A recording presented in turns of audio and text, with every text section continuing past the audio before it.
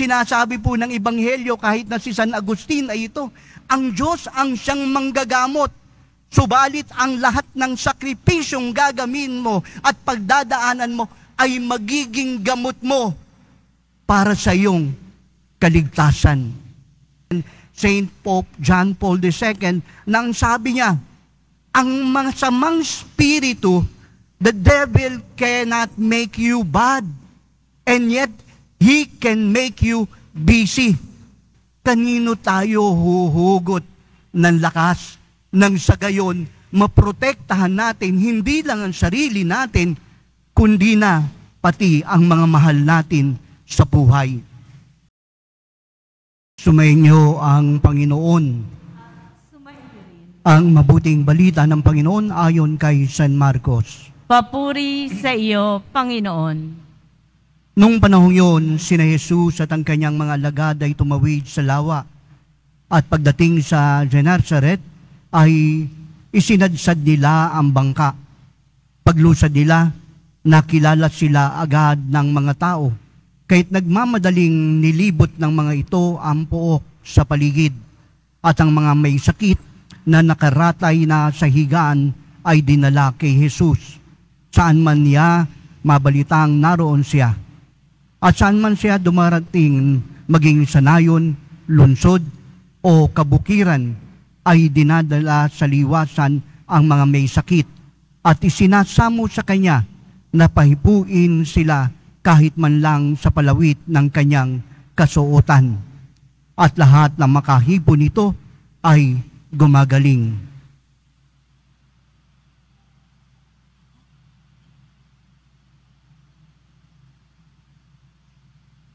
Mga kapatid, ang mabuting balita ng Panginoon. Pinupuri ka namin, Panginoong Heso Kristo. Magsayo po muna po ang lahat. Muli, magandang umaga po sa inyong lahat, mga kapatid. Magandang umaga po, Father. Alam niyo po, sa panahon po natin ngayon ay napakaraming pagbabago. Na dati 20 or 30 years, hindi naman po natin nararanasan ang mga bagay na yon. Kahit na po sa mga karamdaman, marami pong sakit na nararamdaman tayo o nararanasan ang wala naman nung unang panahon. Halimbawa, isa na po dyan ay yung COVID. Dati-rati namin wala naman pong ganyang katinding salot ang dumadagwalaw sa atin. Pero bakit ngayon? Ito po ay hindi na po natin maunawaan. Kahit na po ang tinatawag nating sakit na cancer, oo, may cancer po nung unang panahon. Pero very seldom kang makakarinig ng mga tinatawag nating mga taong may karamdaman na cancer. Siguro kung may nalaman ka na may sakit na cancer, maaring hindi mo namang kilala yung tao. Pero po ngayon, alam niyo po ang sakit na cancer, alam po nating lahat dahil bakit? Kasi mismo kahit na ang sarili nating pamilya, ang mahal natin sa buhay, dinadapuan ng cancer na dati-rati wala naman. Kahit na po ngayon ang sakit na tinatawag po nating diabetic, yung high sugar. Alam mo, pagka ikaw po ay diabetic, ito po ay hereditary.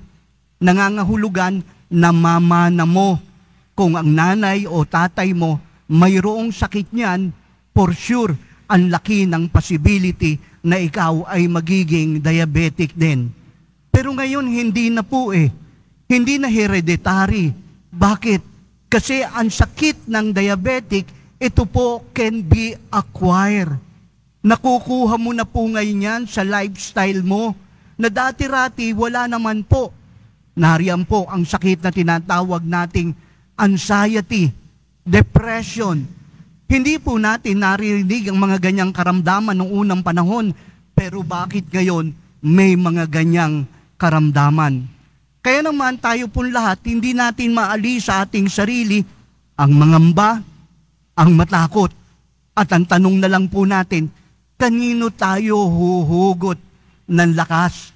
Nang sa gayon, maprotektahan natin hindi lang ang sarili natin, kundi na pati ang mga mahal natin sa buhay. Alam niyo po sa Ebanghelyo, nagmamadali yung mga tao Hinanap si Jesus at nang mabalitaan nila kung saan pupunta si Jesus, dali-dali po silang pumunta ron at inunahan pa nila si Jesus. Bakit po? Kasi nagnanais din po silang makaranas ng kagalingan. Gusto po nilang ma-encounter si Jesus kahit man lang hipo. Makikipagsiksikan sila dahil alam nila na may kapangyarihan si Jesus at ito ay may kakayanang magpagaling. Mga kapatid, nakita po natin ang kapangyarihan ng ating Panginoong Jesucristo sa pamamagitan ng mga intensyon at pananampalataya ng mga tao pong ito.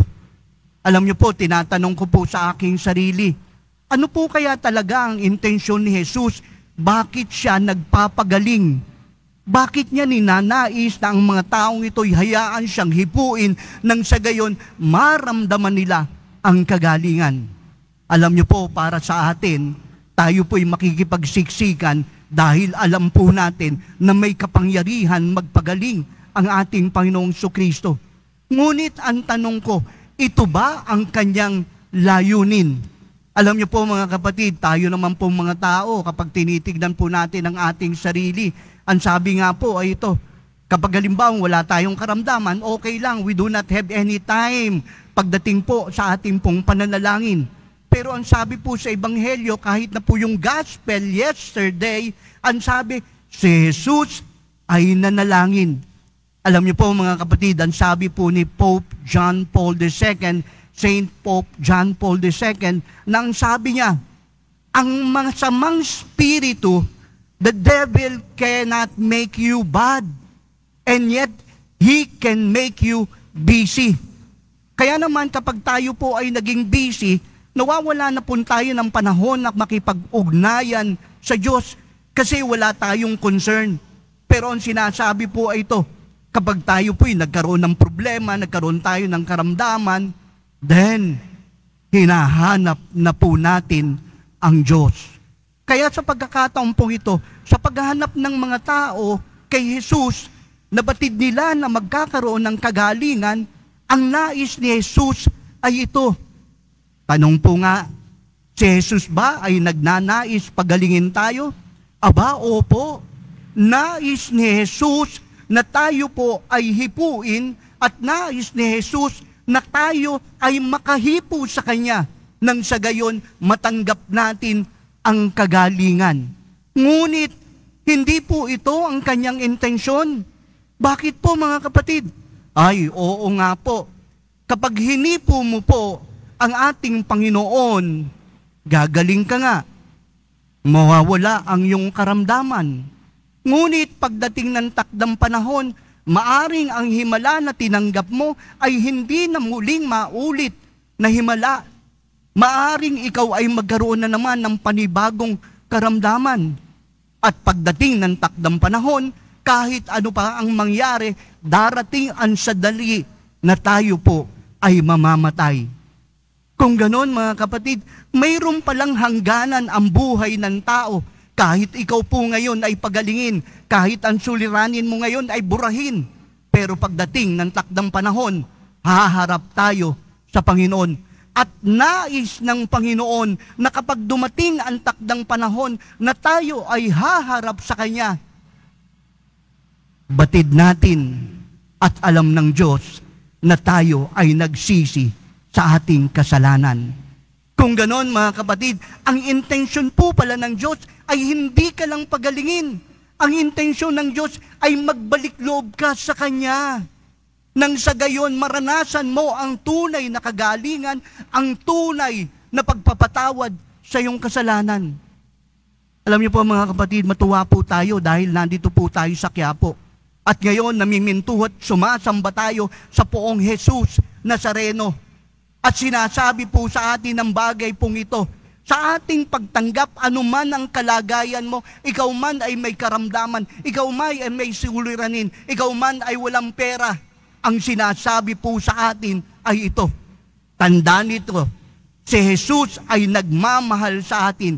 Ngunit ang sinasabi niya ay ito, pasanin mo ang iyong krus tulad ng pagpapasan ko ng krus dahil sa iyong kasalanan.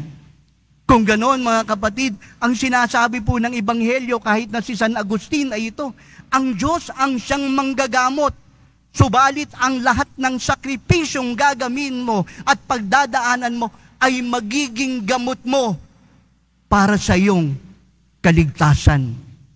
Sa araw pong ito mga kapatid, iminumulat ng Diyos sa atin, hindi ka man tumanggap ng himala, mahal ka ng Diyos. At sa araw na ito, sinasabi sa iyo ng Diyos, ibibigay niya sa iyo ang lahat ng lakas, kapangyarihan, upang pasanin mo ang krus mo at magtagumpay sa huling yugto ng buhay mo. Dahil dyan, ipakikita niya kung gaano kanya kamahal. Amen.